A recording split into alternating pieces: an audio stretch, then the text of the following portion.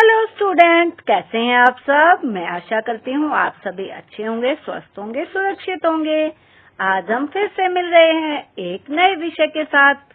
क्या है और ये विषय? ये है आपकी कक्षा 5 की हिंदी की पाठ्य पुस्तक का पाठ 5 और ये है एक प्यारी सी कविता जिसका नाम है नदी यहाँ पर।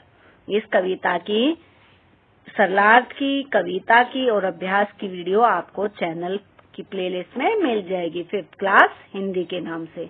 आज इस वीडियो में हम बहुविकल्पीय प्रश्नों को हल करेंगे, जैसा आप अपनी स्क्रीन पर देख सकते हैं। फर्स्ट है क्वेश्चन नंबर 1, नदी यहाँ पर कविता के कवि कौन है? तो प्यारे बच्चों, कौन है इस प्यारी सी कविता के नाम कवि? इसके कवि हैं डॉक्टर श्री प्रसाद जी, जो कि है ऑप्शन ख। अगला है नदी कहाँ से निकलती है? सागर से, झीलों से, पहाड़ से, नहरों से। तो प्यारे बच्चों, नदी निकलती है पहाड़ों से, ऑप्शन नंबर ख। अगला है प्रश्न 3, चलते चलते आखिर में नदी किस में मिल जाती है? झील, सागर, महानदी या तालाब। तो किस में मिल जाती है आखिर में चलते चलते नदी? सागर में मिल जाती है, ऑप्शन नंबर ख। अगला है प्रश्न 4, पर्वत पर नदी की चाल कैसी होती है? तेज, मध्यम, बहुत धीरे, लुका छुपी वाली। तो पर्वत पर नदी की चाल जो है वो तेज होती है, कविता के माध्यम से बताना है हमें, और जब मैदान में आती है तो धीरे हो जाती है, ऑप्शन हुआ क्या। नदी फसलों को हरा भरा कैसे बनाती है? जगर मगर करके, लुका छुपी करके, सींच सींच कर, सागर में मिलकर। जब वो सींच देती है जमीन को तो फसलें क्या हो जाती है? नदी के कारण हरी भरी हो जाती हैं, ऑप्शन ख। प्रश्न 6, नदी कब धीमी और सुस्ताई हो जाती है? अभी मैंने ऊपर बोला था ना, याद है? कहाँ? नीचे मैदानों में आकर, ऑप्शन नंबर घ। चलिए अगला देखते हैं प्रश्न 7, नदी किस की तरह जगर मगर करती रहेगी? ट्यूबलाइट की तरह, सूर्य की तरह, दिए की तरह या बल्ब की तरह।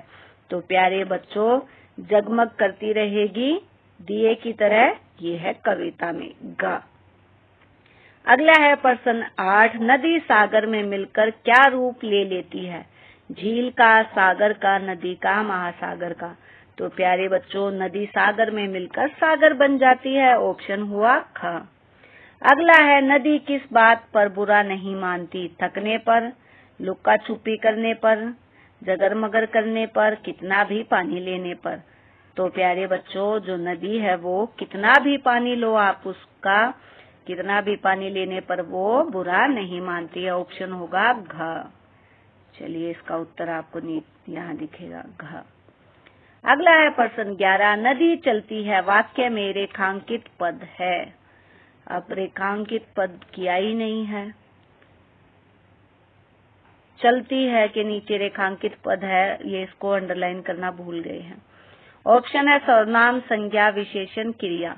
तो क्रिया है, चलना क्या है? क्रिया, ऑप्शन नंबर घ। अगला रिक्त स्थान भरो।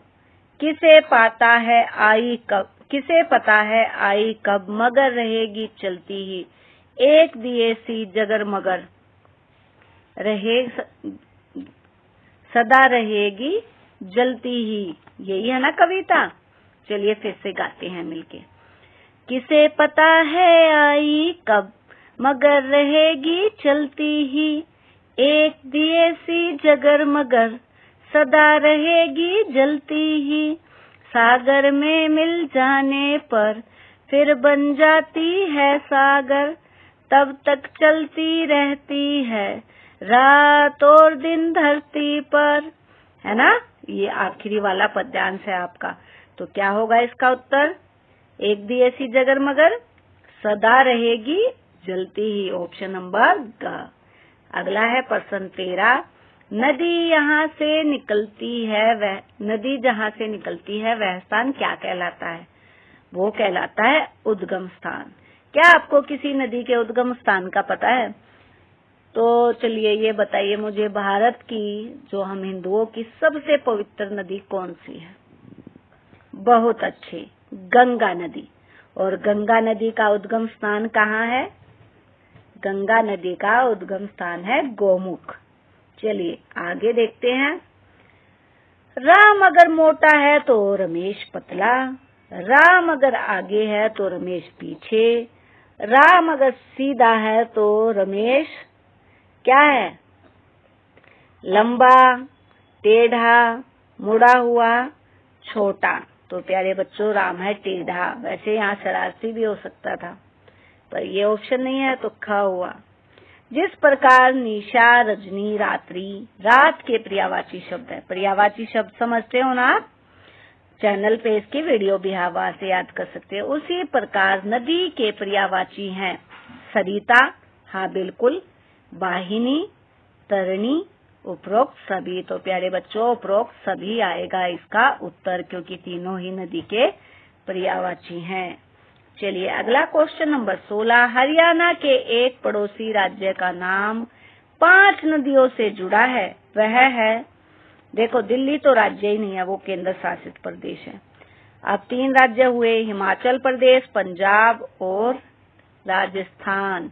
तो प्यारे बच्चों पंजाब है 5 नदियों का राज्य है। 5 नदी है इसीलिए इसका नाम पंजाब है। ऑप्शन ग। अगला है भगवान शिव की जटाओं से कौन सी नदी निकलती है? बताइए कौन सी नदी निकलती है? अभी सावन का महीना ना, भगवान शिव का व्रत भी किया था हमने, शिवरात्रि आई थी ना, शिव पे अब डेली जल भी चढ़ाते हैं। तो कौन सी नदी निकलती है उनकी जटाओं से? ऑप्शन देखने की जरूरत ही नहीं है, गंगा नदी। ऑप्शन नंबर का। आई होप आपने सभी प्रश्न अच्छे से पढ़ लिए होंगे। चलिए अगला देखते हैं। प्रश्न 18। नदियों में कारखानों के अपशिष्ट पदार्थ डालने, कपड़े धोने, मल डालने से कौन सा प्रदूषण होता है? तो बताइए मुझे, नदी में क्या होता है? नदी में होता है जल। तो कौन सा प्रदूषण होगा? जल प्रदूषण। ऑप्शन नंबर ख। अगला है प्रश्न 19। भारत की सबसे बड़ी नदी गंगा है, जो विश्व की सबसे लंबी नदी है। विश्व की सबसे लंबी नदी कौन है? विश्व की सबसे लंबी नदी है नील। जैसे भारत में गंगा है ना, पूरी दुनिया में विश्व में कौन सी है? नील नदी। कितनी है ये? 4132 मील, अगर मील में उत्तर बोले तो। और किलोमीटर में कितनी है? 6695 किलोमीटर। अगला है पहाड़ों के नीचे वह क्षेत्र जिसमें नदी पत्थरों में छिप जाती है, क्या कहलाता है? तराई, कछार, भाबर या डेल्टा?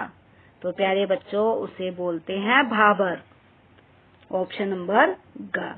इस कविता के हमने 20 बहुविकल्पीय प्रश्न हल किए हैं। मैं आशा करती हूँ आपने सभी प्रश्नों को अच्छे से समझ लिया होगा। मिलते हैं नेक्स्ट वीडियो में, तब तक अपना ध्यान रखिए। Take care, see you soon.